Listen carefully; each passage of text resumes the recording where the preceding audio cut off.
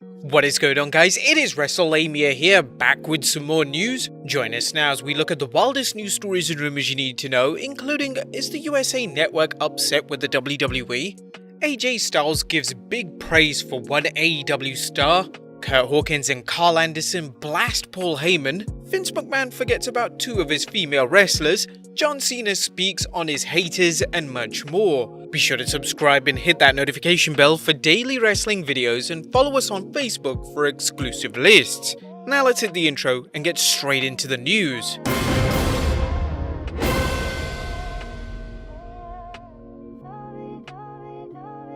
Our first bit of news looks at Curt Hawkins and Karl Anderson blasting Paul Heyman. Paul Heyman is often recognized as a wrestling genius, a man who took his small Extreme Championship Wrestling promotion and turned it into one of wrestling's most influential organizations during the mid to late 90s. However, not everyone agrees, including Brian Myers, aka former WWE superstar Curt Hawkins, and Karl Anderson. Myers dropped by Anderson and Gallows' Talk and Shop podcast, and when talk turned to Heyman, Myers opinioned, "The genius he had his finger on the pulse in the late 90s, but not now. No, because I saw no genius whatsoever. I was just explaining this to somebody. I was like, I know you guys all love to praise him for what he did, and then I'm sure that's real, and I did see him pull star quality and performance and things out of people that you wouldn't have thought, but man, I saw zero brilliance in 2019.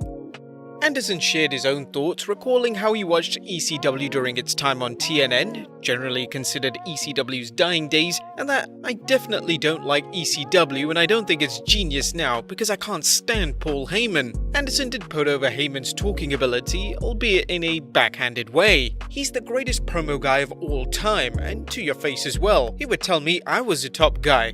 I would go, hold on. I know I am, but you don't think I am, and neither does he or he or he. I think I am, but I know that I'm not in this environment. As noted during the podcast, the argument can be made that Heyman's creative input was substantially limited by Vince McMahon's draconian oversight. Do you guys agree with Myers and Hawkins that the Paul Heyman of 2019 isn't as good as the Paul Heyman of the original ECW era?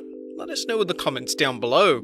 Next up, AJ Styles gives big praise for one AEW star. Now, it's pretty rare for WWE superstars to mention AEW alone, but former WWE champion AJ Styles put over one AEW star in a big way. Speaking on his Twitch stream, he praised Frankie Kazarian, saying, "What a match! I don't know how Kaz is doing this stuff, man. This guy is in unbelievable shape. He's so good, he's great. I'm not at all surprised to see him put on that type of performance. He's unbelievable." Kazarian and Styles have faced each other in Impact, but whether they'll ever meet each other in the ring again would be a long shot.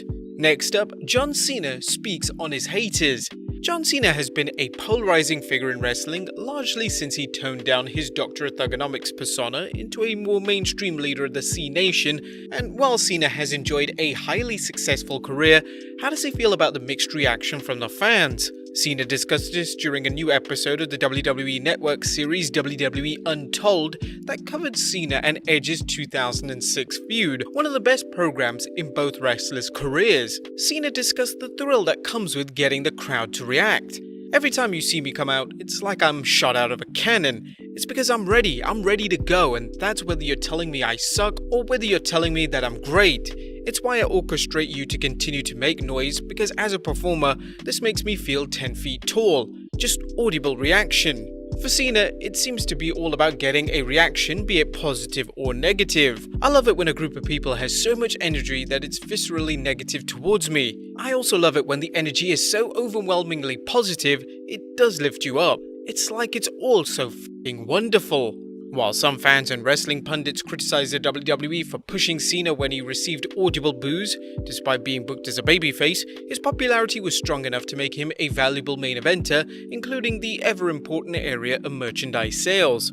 Next up, Vince forgets two of his female superstars. It looks like Vince McMahon forgot two of his wrestlers on Raw lately, despite talk of them getting pushes. According to this week's Wrestling Observer newsletter, Vince's plans for the Raw Women's Champion have been all over the place, with original plans headed towards Shayna Baszler, then Natalya challenging for the title.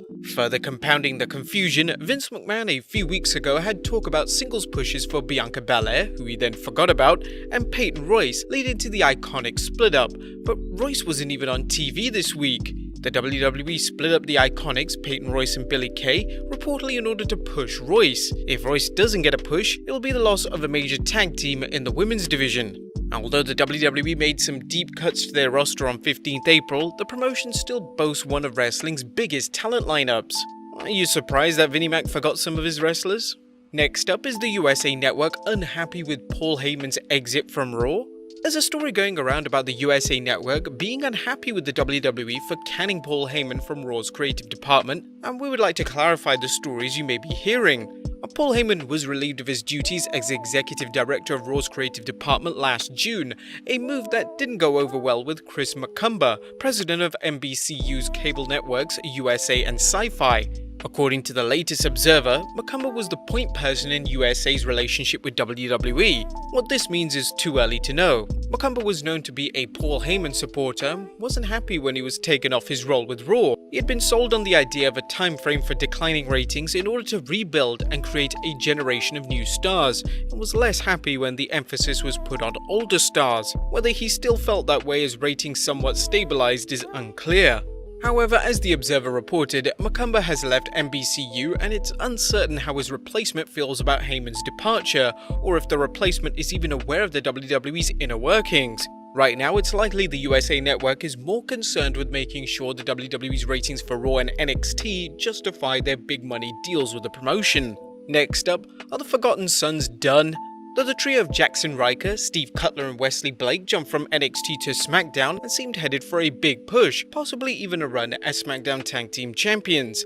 However, Ryker's social media support of President Trump during the George Floyd protests led to the team disappearing from TV, but a report from Fightful Select suggests the WWE has been discussing bringing the team back. The biggest question is whether Jackson Ryker will be brought back. Ryker recently criticized people who wear face masks to reduce the spread of coronavirus, a move that likely didn't help the case for bringing him back. In fact, a now safer environment in the WWE is what brought back Roman Reigns and Sami Zayn. Obviously, they don't want Reigns and Sami Zayn changing their mind. Next up, WWE changes its writing teams again. There's interesting news concerning the WWE's creative teams, as Ringside News' Steve Carrier recently tweeted, "Time for another late night exclusive. We've been told WWE has split their writing teams once again to being Raw and SmackDown specific. Very few people write for both now. More to come later as we gather additional info." Ringside News added that since the teams were split up, this also means Edge and Daniel Bryan, who have been working on the creative teams, will work for their respective brands of Raw and SmackDown.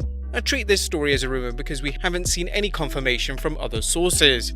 Next up, more Andrew Yang WWE criticism. A 2020 Democratic presidential candidate, Andrew Yang, is criticizing the WWE again, this time for its business dealings with the government of Saudi Arabia, as well as the unanswered questions from 2019's Crown Jewel event when WWE superstars and employees were stuck in the country.